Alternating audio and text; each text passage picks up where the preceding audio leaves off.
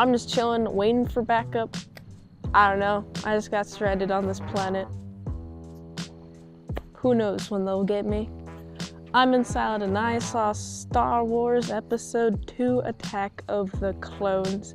It is written and directed by George Lucas. If you haven't seen this movie, I will spoil it for you. Wow, it suddenly got bright. Whew.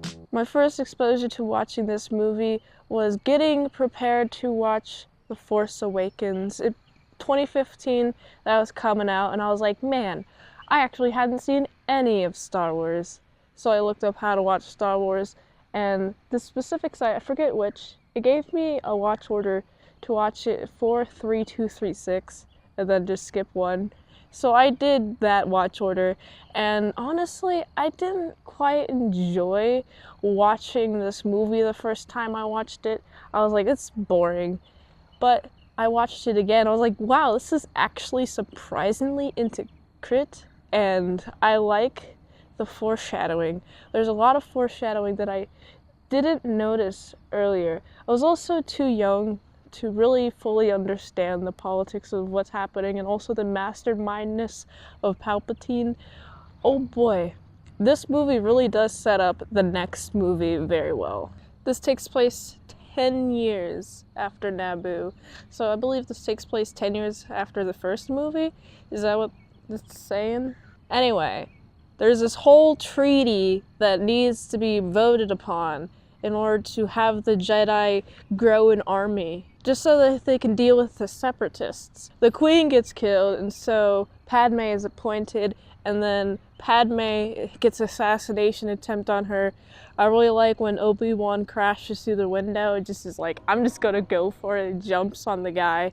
Whew, I'm holding on this guy, just like floating through Coruscant, and I really enjoy the scenery with all the flying cars and all the buildings and all the neonness. I like that setting. But what's really fun is just the chase scene is pretty fun. And I'm like, oh boy, Obi-Wan is on this person's tail, and he goes and he ends up finding a clone army that was ordered 10 years ago. And it's like, well, who did this clone army? They're like, well, have this clone army. And they're like, okay, we already have a clone army. And Obi-Wan sends this to the council, and the council's like, well, that's weird. Also, that planet with the clone army was erased from the record, so it's like weird and suspicious. And so we got Obi-Wan's on this chase, and we also have Anakin is sent to protect Padme, but then Padme and Anakin get together and they have a kissu, and they keep talking about how, oh, but this is forbidden, and they are all conflicted about it, but they still do it anyway. In this one, Anakin is so whiny. I get it, he's like in his 20s, I think, in this film. He doesn't understand why he's not a master. He's literally the Jesus. He was literally born out of the Force. Like, he doesn't have a father, canonically, whereas Darth Plagueis, I'm not always clear about his father source. Correct me if I'm wrong in the comments below, just because I always get this part confused. Obi-Wan overhears Dooku being like, oh, I'm gonna do these dirty plans, we're gonna get the Jedi once and for all, we're gonna overthrow the government, all that jazz, right? And also we have Padme is sitting out this voting, and guess who's given all of this ultimate power, emergency power? Palpatine. Oh wow. I believe this is where the quote, democracy dies with thunderous applause. I always really thought that line was corny, but thinking about it, I'm like, yeah, I guess that does make sense. People be clapping, yeah, we're doing this good thing, and it's like, no, it's the death of democracy. And I really think that corny line is placed there for corny, but it makes sense if you think about it. Palpatine literally masterminded everyone. So he got the ultimate power, and we have Dooku and Yoda fighting, and Yoda does all his flippity flops, and I really like that. I like seeing him go flip flop. I find the cane to be hilarious because obviously it's a tactic to hide his power levels. It's so that people think that he's just an old guy who can't really walk well. But he has the Force, he's the master of the Force, and seeing him fight, I'm like, bro, this dude does not need a cane whatsoever. He's bouncing, he's like walking, he does not need a cane at all. It's just a way for his enemy to underestimate him so he has the upper hand, but I also like his restraint. The dark side clouds the vision. I'm like, it's because the dark side is next to you, really. It's not revealed in this movie that Palpatine's the dark side, but you get glimpses of the next movie's Palpatine. He's got like the hood, the shroud and everything. He's looking evil. I'm like, ooh, okay. This is really just a setup for the next movie, and I like that. I like the wild goose chase Palpatine puts everybody on. Also, the little arena at the end, or with the big fight and all the clones, all the droids are fighting when the Clone Wars starts. That's a really cool scene. Star Wars, very entertaining visually to watch. I'm very pleased to watch it. A lot of the emotional scenes are darker, but also warmer in color, and the values are darker to reflect like the emotionality, intimacy, and also kind of like the unknownness. Everything's in the unknown, especially in the scene where you got Padme and Anakin are talking. That's very reflective of what I was talking about. They want to be in love, but they can't be in love. They have to keep it a secret.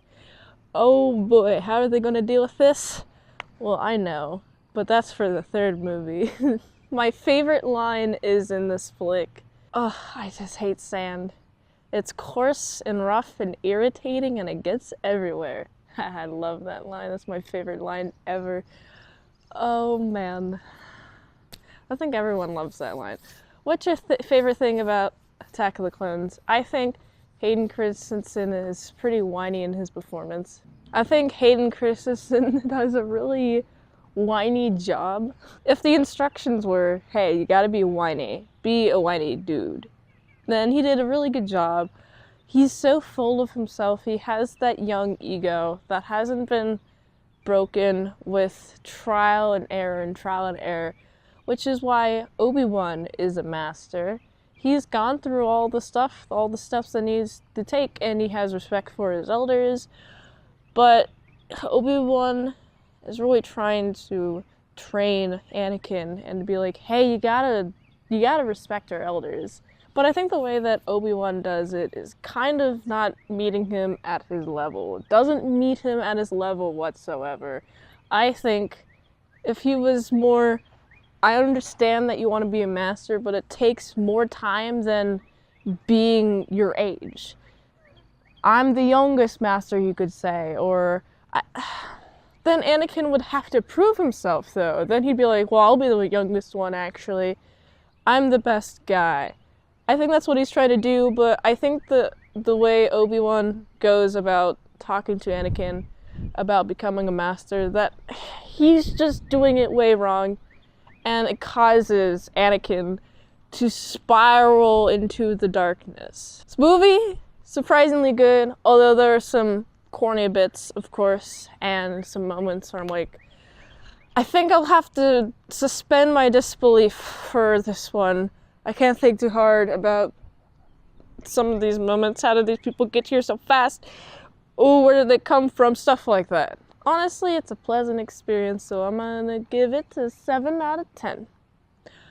If you like this review, watch another one. The platform really likes that.